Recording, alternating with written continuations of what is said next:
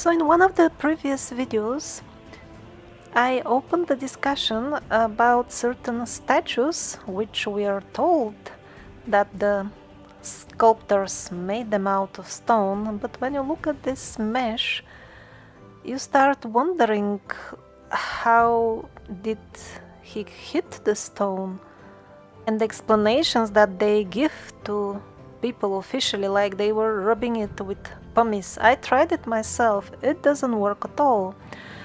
So actually I got interesting replies from a couple of historians who told me that actually even as recent as one generation ago, they were teaching completely different things to the art history students, that these statues were indeed cast out of geopolymer, or so to say artificial stone.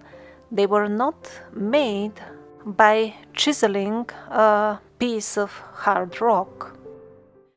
One of the replies I got in this regard was, I believe, from a very senior art historian in Poland, who still remembered that when she was young, they would teach completely different stuff to the art historians. And it is only recently that they simply changed the curriculums and started telling the people all this is chiseled out. People from America also wrote me, those who remember the old times, the same story. And looking at the actual artifacts, it becomes clear that what they were teaching before corresponds to the reality. What did they chisel this with? Needles? And since the penguins are paid and lured with cheap penguin food to keep us in increasingly deeper ignorance, now they started teaching different things to the art students, that these were things made out of solid rock. Here somebody took images of an ancient statue as they were taking it out of the ground. So you can see the armature inside. It was cast. A lot of casting was going on in antiquity. But casting alone doesn't explain everything. Often we see layers upon layers of very fine and detailed lace. That's why casting in a pre-ready mold, at least the way we do it nowadays, cannot explain all the statues. Most of them, but not all. One very common thing for many ancient and historic statues from other periods is that they have these tiny drill holes, really lots of them. So a very interesting observation was made by a worker who works in a modern factory which uses a 3D printer. The thing is that the modern 3D printers are not perfect, and sometimes they do make mistakes. And this is how defective pieces look like. These small holes appear on them, although they were not planned, they were not supposed to be there. It's quite interesting that they look exactly like the small holes on the old statues. Now, drill holes by themselves don't necessarily point towards any advanced machining. These are some relatively simple tools that could do the job. But when we see the holes on fine pieces like this, the question arises, so the artist, he really took care to even make the pupils, even hairs on the eyebrows, locks of hair, and then everything is spoiled by these rough holes. If these holes were on some very rough statue, yeah, they could be consistent with the overall quality of the work. But if somebody was indeed spending countless hours of manual work to do these superfine statues, we would have expected that he would have been much more careful not to let these ugly holes spoil everything.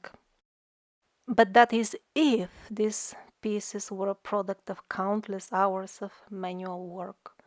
If they were manufactured with a machine, then everything falls into place. These holes were simply defects, and they look exactly like the defects that the modern 3D printers leave.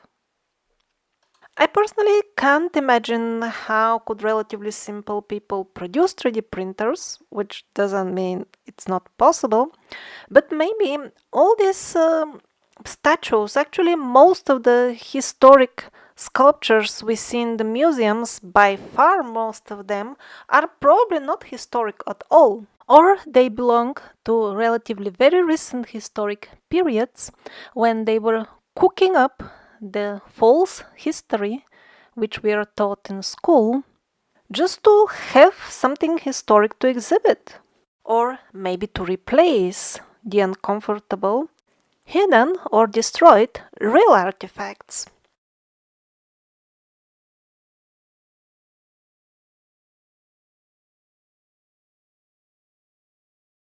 In this curious 19th century book about the various mediums and techniques used in art, there is an entire chapter about softening stone.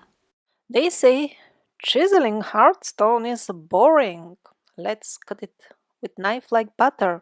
And then they mention certain Ferdinand de Bellevue, who apparently knew which type of stone in what kind of oven should be put so that it becomes like modeling clay. Interestingly enough, even when it cools down, the stone will remain like clay, so soft until you don't put some other substance on it. They don't give the exact recipe in this book, but this is a technical book, it's not a fantasy book. But later on, they continue giving more details about softening stone using the fire of some special gases. I wouldn't be surprised if the famous Peruvian mystery megaliths were erected using some similar softening technique. So from this and a few other printed edition of those times, which I'm gonna show you shortly, it really becomes clear that what these senior art historians wrote me by email is the absolute truth. Just a couple of generations ago, this was common knowledge, and it was not even hidden. It would appear openly in the print. A lot of what we now call chiseled statues were actually cast statues. Another excellent example, the statue of the Montferrand character from St. Petersburg.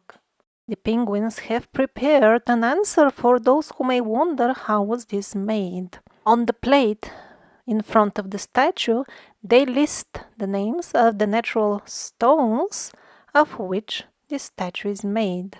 In the modern specialized literature, they even have very detailed story about the quarries from which the stones allegedly came, and other very minor details of how everything was made.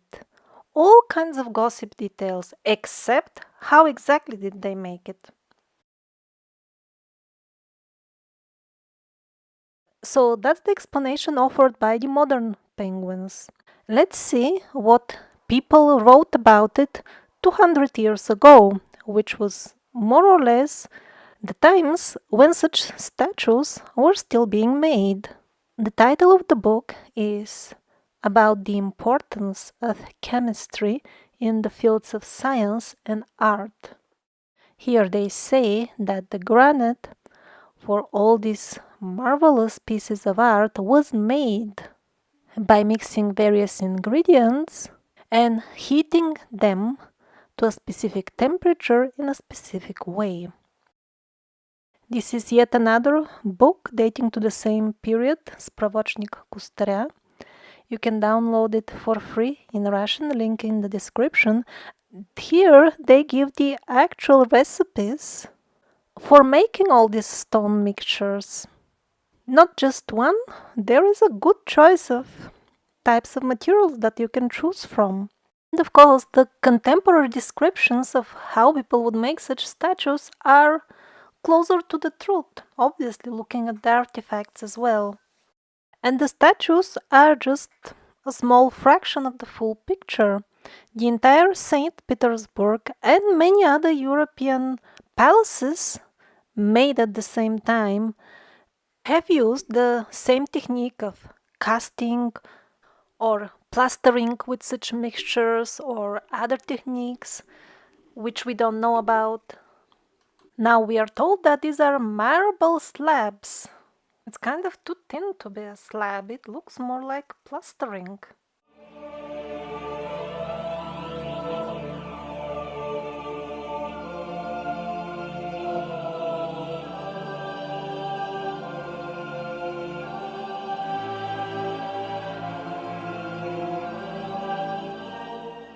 So why all this deliberate attempt to deceive us, to hide from us that in the past people knew how to soften stones, they knew the recipes of mixtures for making artificial stones and making apparently complex molds for such casting? After all, we ended up doing it with modern means anyway. Well, there are a couple of reasons for deceiving us in such a way. One of them is the obvious, to perpetuate this illusion that people in the past were backwards and they didn't know as much as we do. But even a more important reason is that when we are told that hooray, hooray, we discovered recently how to make stones, mixtures, geopolymers, and we certainly do, but under the condition that the methods and the recipes are no longer ecological friendly, they're no longer accessible for the common people. You will always rely on central supplies or technology to be able to use this knowledge. You will always need some special ingredients, and you will not be able to create stuff as a free man, because always to get those ingredients or recipes or special tools, you will have to be a part of the digital slavery system in one form or another. While our forefathers, they were free. They could go out and dig the ingredients or find them out there in nature. And in return, they didn't need to pollute and destroy this nature just to make their home or art out of these ingredients.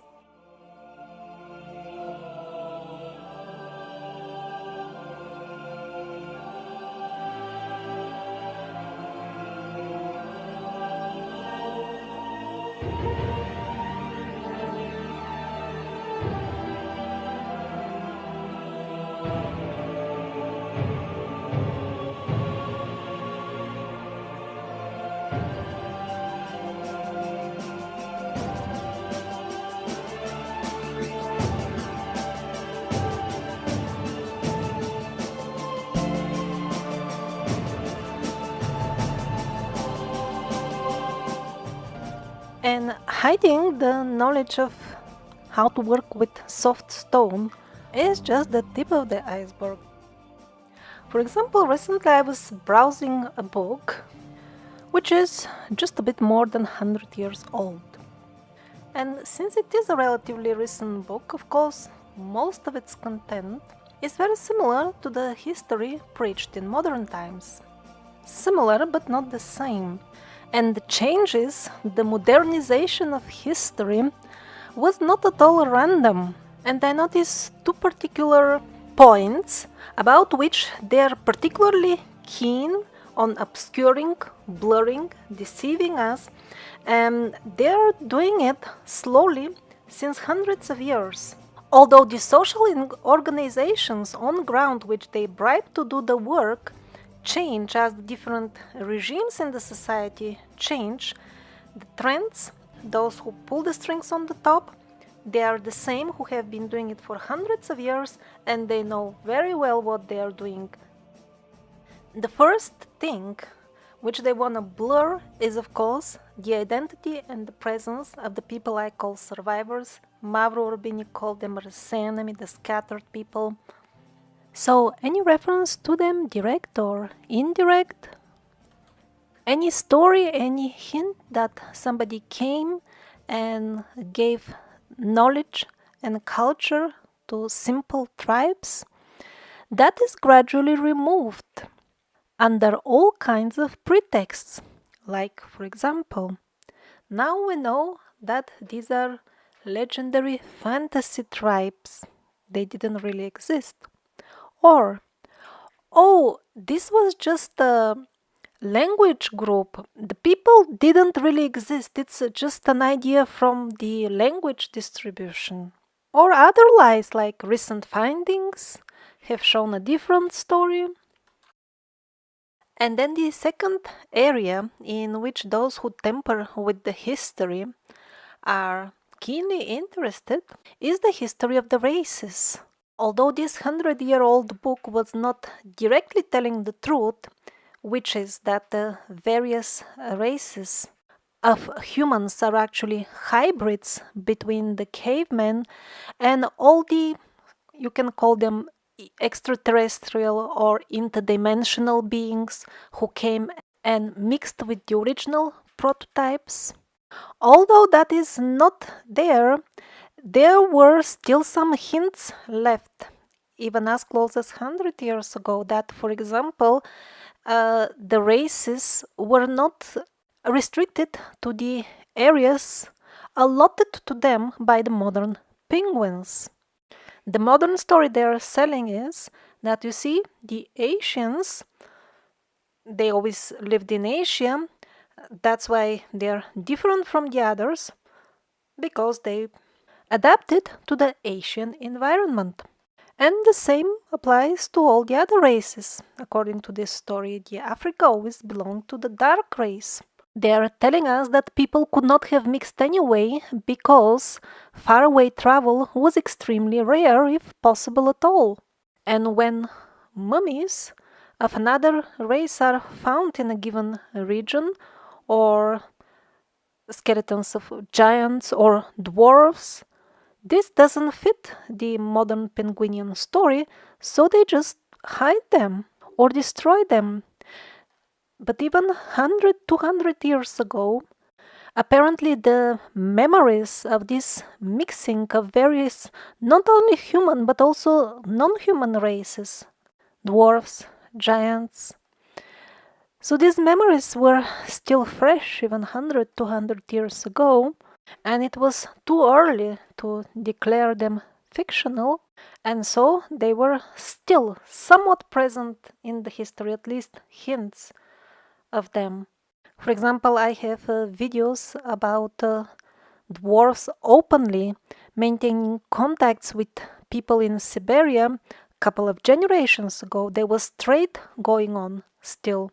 Also, I've seen very interesting research showing that even at the dawn of photography, there were still many giant people actually, much more than nowadays. And most likely, at the current moment, they have managed successfully to get rid of all the uncomfortable skeletons and remains. And also because with time, as people were mixing more and more, the genetic pool became more and more homogeneous. Now they can safely declare all that as fantasy. For example, after decades of hard work of destroying and hiding all the remains and records of giants, now they are ready to say, there were no giants, of course. Where are the giants? We don't see any giants. With the dwarfs, it was probably even easier for them because, being magical beings, they didn't tend to bury their dead in the ground, it seems. And what's the entire point of all this stupid hiding of history? What are they up to? The single most important thing that they want to blur and hide is the real spirituality. And that was the central pivotal point in the lives of our forefathers. This was the most important thing for them. That transpires from the rare, really genuine old inscriptions, from the legends. But their idea of what spirituality is all about is quite different from the understanding of the modern people, and quite radically different from modern religions. And the thing is that in our genetic code, it's not just cavemen, there were also powerful magicians, and other races left magical imprints. In our genetic code, we have abilities which are now mostly dormant, but they can be activated. Which is, of course, the worst nightmare of the parasitic vampires who are sucking the blood out of the humanity now.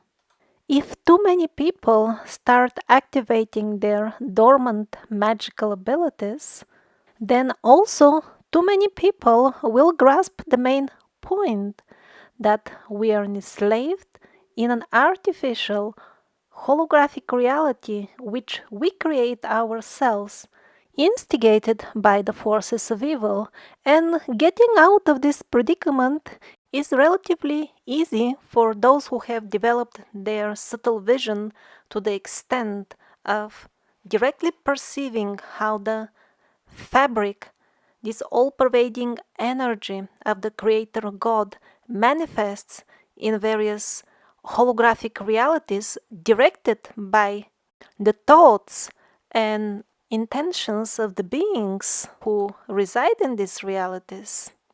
To most people, this will sound like some sort of colorful, new agey fantasy, because that is how the mass media has distorted our understanding of what spirituality is. They present it as some sort of abstract, unreal fantasy, while the truth is exactly the opposite.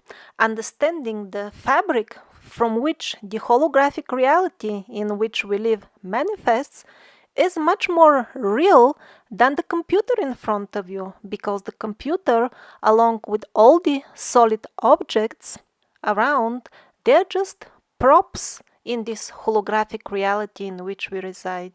For our forefathers, spirituality meant the direct ability to work with that fabric of the creation which actually causes the various props to manifest. Or, in modern language, we call it things that happen to us by chance. We have also invented words like good luck and bad luck. So the more the common people understand how to change the energies which cause the good or bad luck, or the energies which cause the natural disasters around, or the weather, the more they will become masters of their own lives. And that's what the vampires don't want. That's why the vampires want to disconnect us from our wise forefathers. That's why they destroy all genuine books on spirituality. And indeed, they have even convinced most people recently that there were no great forefathers at all. Those were legends of fantasy things which never happened. There were only cavemen and monkeys.